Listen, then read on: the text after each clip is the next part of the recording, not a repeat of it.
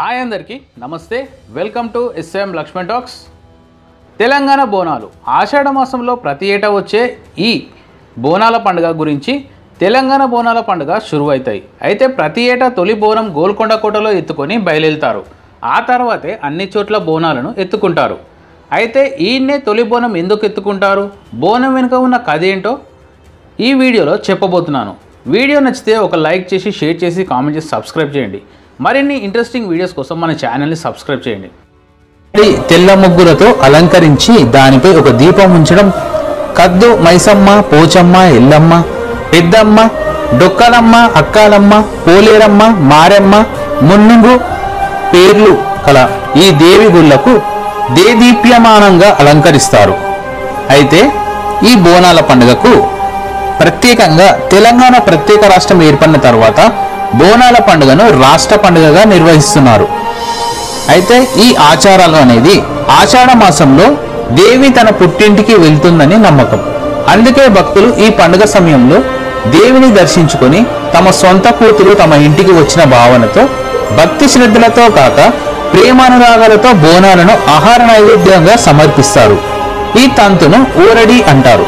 వేర్వేరు ప్రాంతాల్లో పెద్ద పండుగ, ఊర పండుగ వంటి పేర్లతో పిలిచేవారు. ఊరేడు తర్వాతి కాలంలో బోనాలుగా మారింది. అయితే పూర్వకాలంలో ఈ పండుగ రోజున దుష్ట శక్తులను పారదొరడానికి ఆలయ ప్రాంగణంలో ఒక దున్నపోతులను బలి ఇచ్చేవారంట. నేడు దున్నపోతులకు బదులు కోడి పుంజులను బలి ఇవ్వడం ఆనవాయితీగా మారింది. పండుగ రోజున స్త్రీలు పట్టుచీరలు, నగలు ధరిస్తారు. పూనకం పట్టిన కొందరు స్త్రీలు తలపై కుండని, బోనం మోస్తూ డప్పు ఆటలాడుతూ లయబద్ధమైన మూతలతో అనుగుణంగా దేవిని స్మరిస్తూ నర్తిస్తారు. బోనాలను మోసుకెళ్తున్న మహిళలకు దేవి అమ్మవారు ఆవహిస్తారని విశ్వాసం. మహంకాళి అంశ రౌద్రాన్ని ప్రతిబింబిస్తుంది కావున ఆమెను శాంతింపపరచడానికి ఈ మహిళలు ఆలయము సమీపించు సమయంలో వారి పాదాలపై మిగిలిన భక్తులు నీళ్లు కుమ్మరిస్తారు. తమ భక్తికి చిహ్నంగా ప్రతి భక్త బృందము ఒక తొట్టెలను, కాగితము, కర్రలతో కూర్చోబడిన చిన్న రంగుల పరికరాలను సమర్పించడం ఆచారంగా ఉంది. బోనాల పండుగ సందేహం గోల్కొండ కోటలోని గోల్కొండ ఎల్లమ్మ ఆలయం వద్ద మొదలై లష్కర్ బోనాలుగా పిలువబడే సికింద్రాబాద్లోని ఉజ్జయిని మహంకాళి ఆలయం, బల్కంపేటలోని ఎల్లమ్మ దేవాలయాల మీదుగా ఓల్డ్ సిటీ ప్రాంతాలకు చేరుకుంటుంది. ఇలా అన్ని ప్రాంతాలలో బోనాల పండుగ అనేది మొదలవుతుంది. అయితే ఈ బోనాల పండుగ దేవి అమ్మవారి సోదరుడైన పోతరాజును ప్రతిబింబించే ఒక మనిషి చేత పండుగ సమూహాన్ని నడిపించడం ఇంకొక ఆనవాయితీ.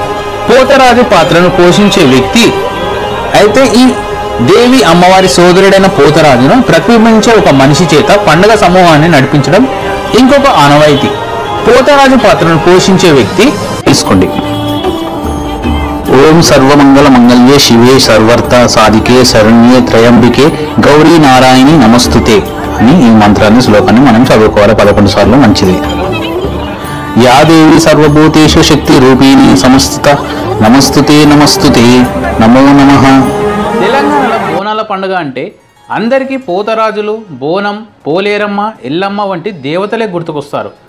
ఇప్పుడైతే భాగ్యనగరంలో జరంతా బోనాల పండుగ ఫేమస్ అయింది. కానీ ఒకప్పుడు ప్రతి ఒక్క ఊళ్ళలో ఈ బోనాల పండుగను మస్తుగా జరుపుకునేటోళ్ళు. ప్రస్తుతం తెలంగాణ సర్కారు ఈ పండుగను రాష్ట్ర పండుగగా నిర్వహిస్తూ వస్తుంది. ఈ పండుగలో భాగంగా తొలి బోనాన్ని గోల్కొండ కాడే ఎత్తుకొని బయలుదేరుతారు. మొదలు ఈడ బోనం స్టార్ట్ అయినాకనే అన్ని చోట్ల బోనాలు ఎత్తుకుంటారు. తొలి బోనాన్ని ప్రతి ఏటా ఆషాఢ మాసంలో తొలి గురువారం లేదా ఆదివారం నాడు షురువు చేస్తారు. తొలి బోనాన్ని ప్రతి ఏటా ఆషాఢ మాసంలో తొలి గురువారం లేదా ఆదివారం నాడు మొదలు పెడతారు. ఏడాది కూడా గురువారం నుండే షురు అయినాయి.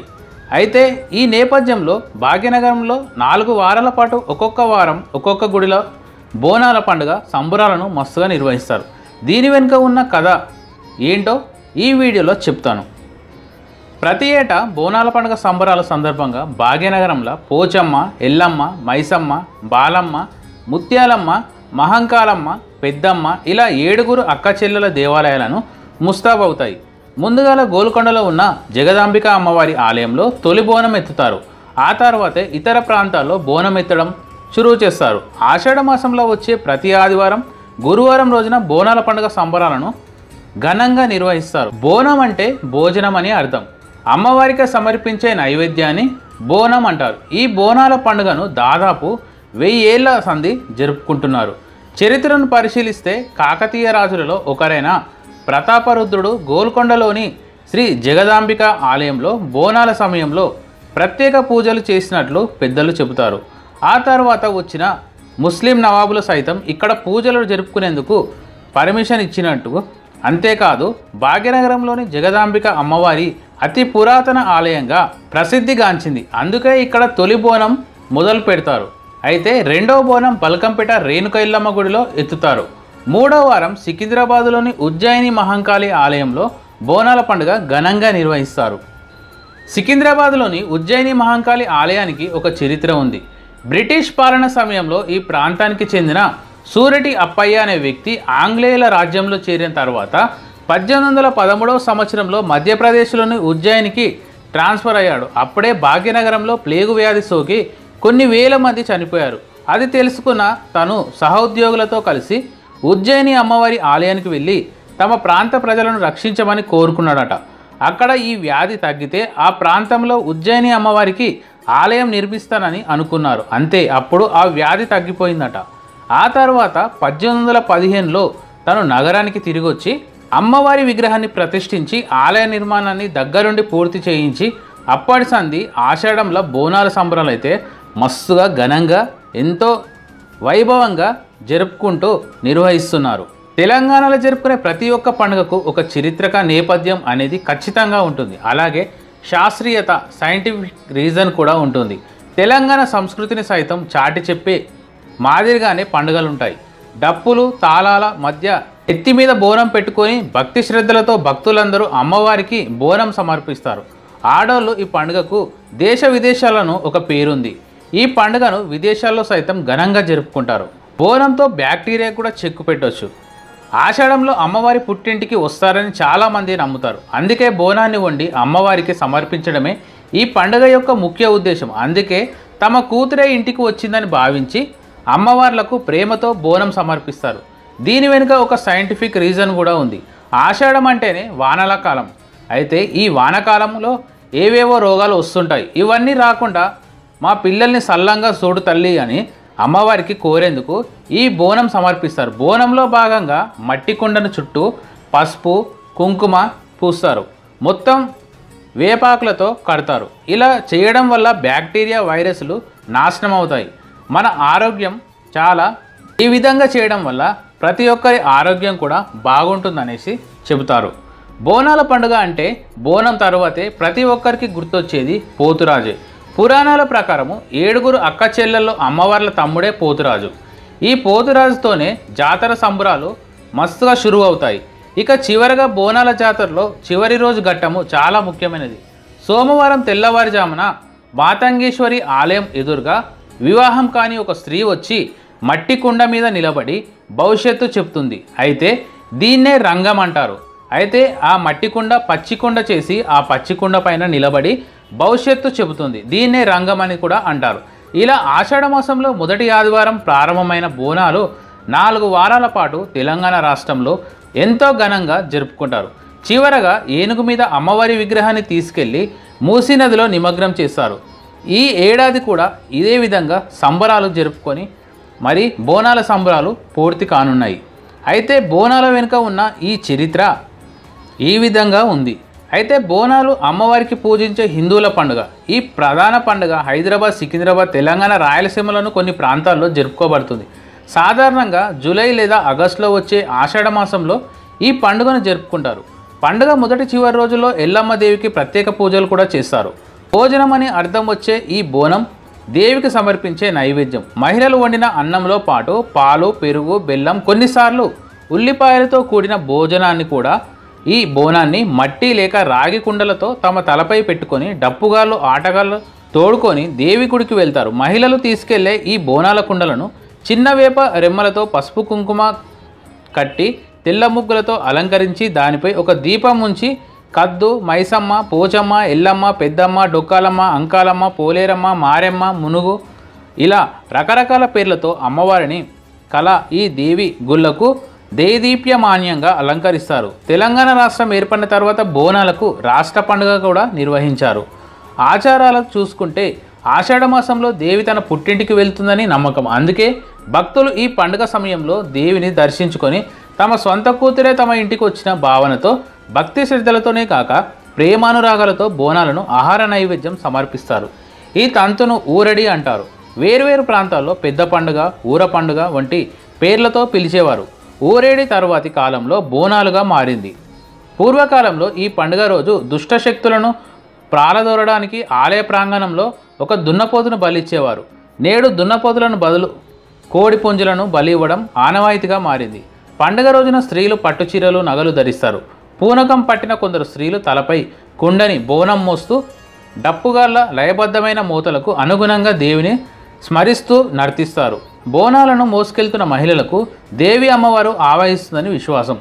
మహంకాళి అంశ రౌద్రాన్ని ప్రతిబింబిస్తుంది కావున ఆమెను శాంతపరచడానికై మహిళలు ఆలయాలను సమీపించి సమయంలో వారి పాదాలపై మిగిలిన భక్తులు నీళ్లు కుమ్మరిస్తారు. తమ భక్తికి చిహ్నంగా ప్రతి భక్త బృందము ఒక తొట్టెలను కాగితము కర్రలతో కూర్చోబడిన చిన్న చిన్న రంగులు పరికరాలతో సమర్పించి ఆచారం ఉంది. బోనాల పండుగ సందోహం గోల్కొండ కోటలోని గోల్కొండ ఎల్లమ్మ వద్ద మొదలై లష్కరే బోనాలుగా పిలువబడే సికింద్రాబాద్లోని ఉజ్జయిని మహంకాళి ఆలయం, బల్కంపేటలోని ఎల్లమ్మ దేవాలయాల మీదుగా ఓల్డ్ సిటీ ప్రాంతాల్లో చేరుకుంటుంది. ముఖ్యంగా ఈ బోనాల పండుగలో దేవి అమ్మవారి సోదరుడైన పోతరాజును ప్రతిబింబించే ఒక మనిషి చేత పండుగ సమూహాన్ని నడిపించడం ఇంకొక ఆనవాయితీ. పోతరాజు పాత్రను పోషించే వ్యక్తి శూర్పద్రూపిగా బలశాలిగా ఉంటాడు.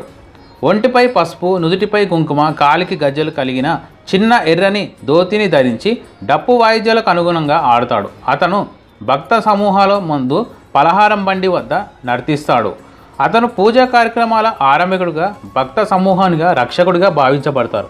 కొరడాలతో బాదుకుంటూ వేపాకులను నములుతూ చుట్టుకొని అమ్మవారి పూనకంతో ఉన్న భక్తరాండ్రలను ఆలయంలోకి అమ్మవారి సమక్షంలో తీసుకెళ్తుంటారు. బోనాల పండుగ దేవికి నైవేద్యం సమర్పించు పండుగ కావడం చేత ఆ ప్రసాదాన్ని కుటుంబ సభ్యులు అతిథులతో పాటు స్వీకరిస్తారు. నివేదన అనంతరం మాంసాహార విందు భోజనం మొదలవుతుంది. పండుగ జరిగే ప్రాంతాల్లో వేపాకులతో అలంకరించబడిన వీధులు దర్శనమిస్తాయి. జానపద శైలిలో ఉండే అమ్మవారి కీర్తనలతో నిండిన మైక్ సెట్లు, హోరుగా పండుగ వాతావరణం విశిష్టంగా పండుగ వాతావరణము. రంగం పండుగ రెండవ రోజు ఉదయం జరుగుతుంది. ఈ రంగం కార్యక్రమంలో పోతరాజు వేషం వేసిన వ్యక్తికి పూనకం వస్తుంది. ఆ వికృతమైన కోపాన్ని తగ్గించేందుకు అక్కడ ఉన్న భక్తులు కొమ్ములు తిరిగిన మేకపోతులను అందిస్తారు.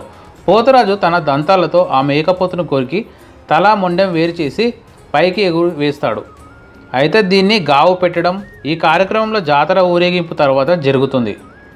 బోనాలు భోజనం ప్రకృతి, బోనం వికృతి. బోనం అంటే భోజనాలు.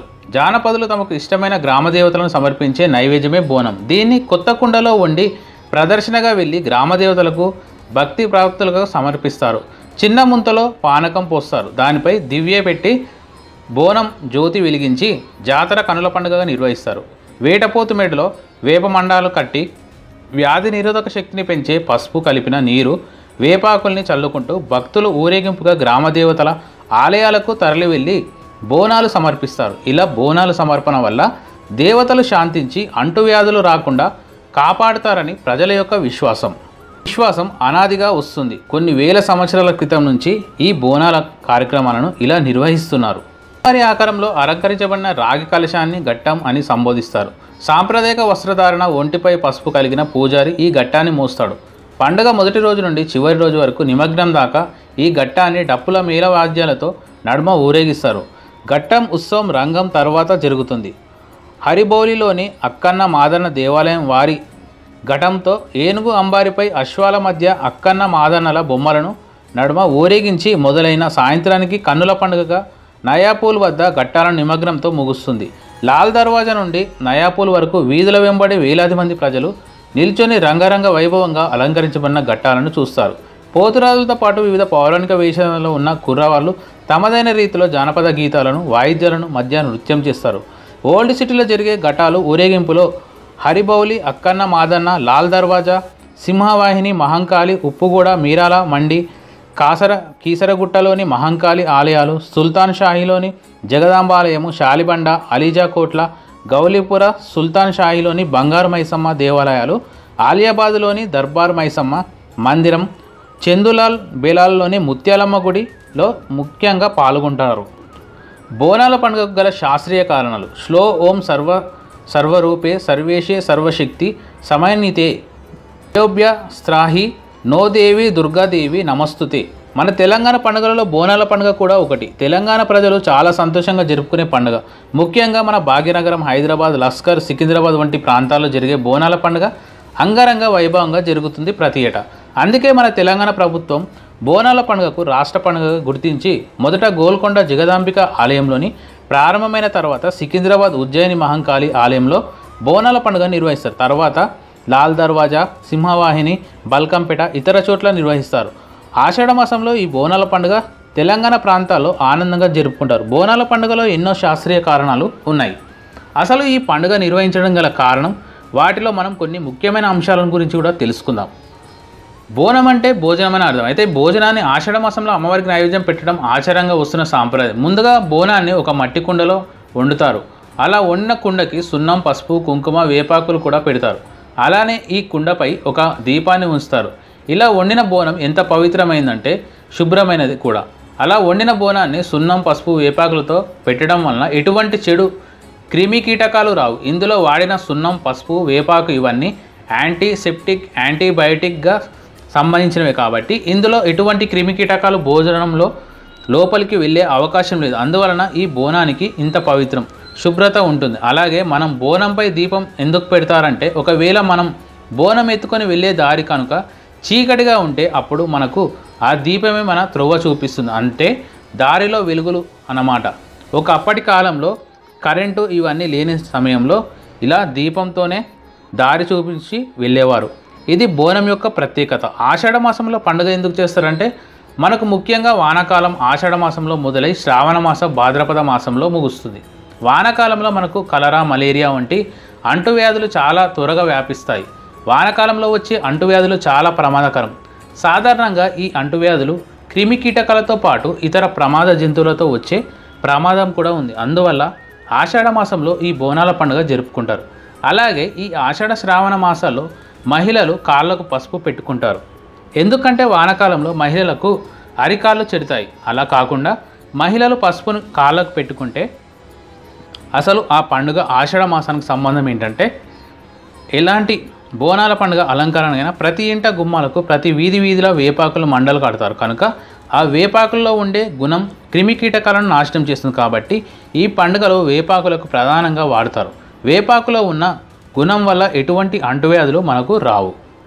బోనాల పండుగలో ముఖ్యమైనది బలి. ప్రధానంగా బోనాల పండుగకు మేకలు, గొర్రెలు, కోళ్లను అమ్మవారికి బలి ఇస్తారు. ఈ బలికి కూడా శాస్త్రీయ కారణాలు ఉన్నాయి. సాధారణంగా ఆషాఢ మాసంలో మొదలయ్యే వానాకాలం వలన వచ్చే అంటువ్యాధులు మనుషుల కన్నా ముందు కోళ్లకు, మేకలకు, గొర్రెలకు మొదలైన వాటికి త్వరగా సోకే అవకాశం ఉంది. కనుక ఆ వ్యాధి సోకక ముందే వాటిని బలిస్తారు. బహుశా అందువలనేమో శ్రావణ మాసంలో కొంతమంది మాంసాహారం తినరు.